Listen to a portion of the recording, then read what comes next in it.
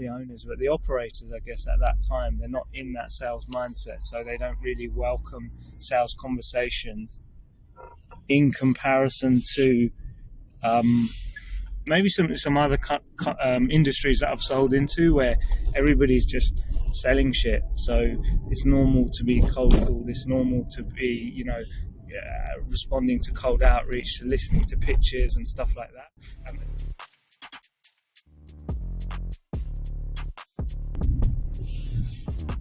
So for the very few minority of people that have been listening to this podcast on a regular basis, you'll notice that there was a drop in the last few months, I think, of me making any content. So if you're listening to this and you're kind of like just doing like a brain dump of content, you can kind of skip over this episode, to be honest, because it's not relevant. But I thought a good way for me to get back into the habit of recording something is actually just to talk about that gap. It's not going to be a long one, I don't think. Anyway, and I want to bring in obviously some relevance into the alternative protein cultivated meat space.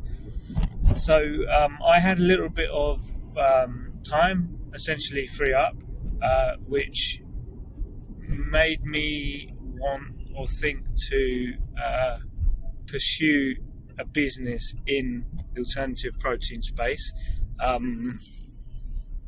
I thought, why not? Let's see what's out there.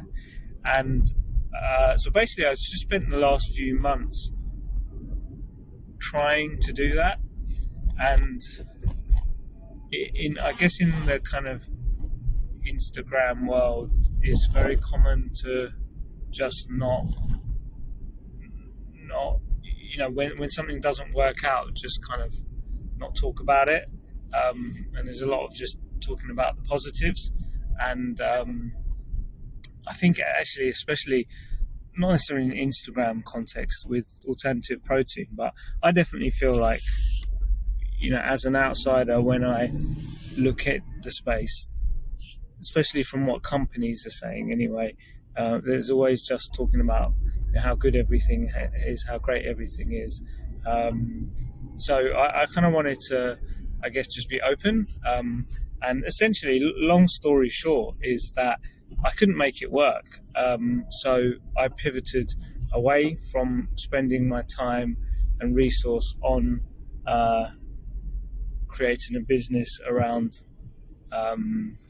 alternative protein, and I thought I would share that. So I've focusing more on other business, still doing and still want to continue to learn about this space, but I thought I would share my learnings, I guess, in that stint of spending time trying to build a business in the space. Basically share my observations. I think there's kind of two key observations that I found in that time. Number one is that it's full of a lot of really, really, really smart, like high IQ people, and especially someone like me who I don't particularly consider as very high IQ. I don't think there's a lot of space for someone like me in the industry at this moment in time. I found that a lot of the companies, it seems like, that you would want to approach, especially in my approach, because generally when starting a business, I'll always want to start with the problem in mind that I'm trying to solve, rather than creating a solution and then trying to find a problem that solution solves. And I found that when trying to talk to some of these companies, and some of them actually talking to them, a lot of them are not actually selling anything themselves. And generally I find when you're dealing with a company that doesn't have a sales department themselves, that doesn't really have a sales function, is not at the stage where they're selling anything themselves, it's a lot harder to penetrate that market and try and sell something, or even try and have a conversation about the idea of selling something to them.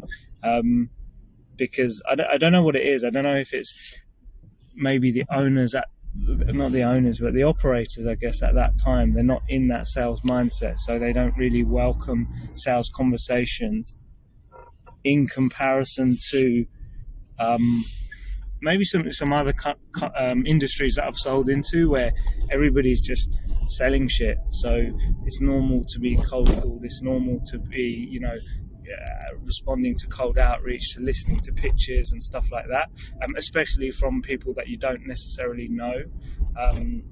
Whereas I think at the moment it's very much about credentials and what letters you got before your name and where you studied and all of that shit, which I just think at this stage it's too early for someone like me, like a knuckle dragger, like someone that's just about selling stuff essentially and sales orientated, to come into the market. So that was definitely one thing that I've taken away from this experience. The other thing, which is pretty related to it really, is I found that there's not much openness about problems that companies are having, and especially if you're trying to approach a business from a what is the problem you're trying to solve point of view. You kind of need the potential clients to actually open up about what's not working, what you potentially need help with, and open up with like how you're currently solving a problem or how you're currently working. And there just wasn't much of that. And again, maybe it's because of me, my background, or lack of it.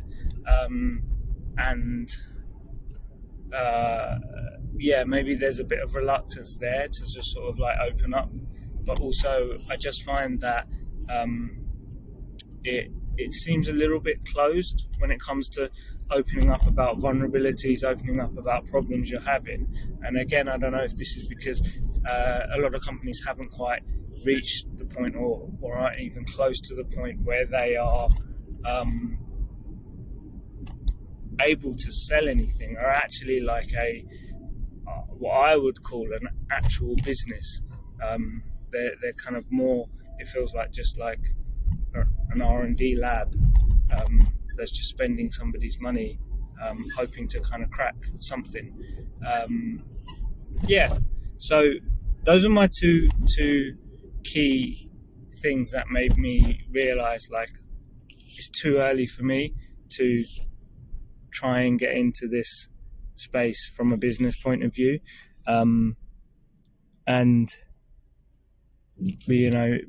I'm sure that it will at some point be a good enough time for somebody like me that is more of an outsider to feel like, okay, it's actually worth my time to, from a financial sense, to actually do something business-wise in the alternative protein space.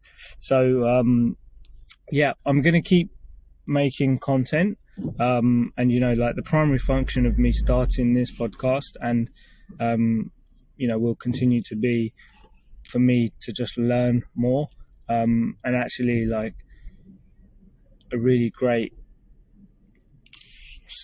additional benefit, I guess, of doing that is I am getting to meet different people, having lots of interesting conversations, and my understanding is getting better and better of I guess the mechanics of the industry. So that's it.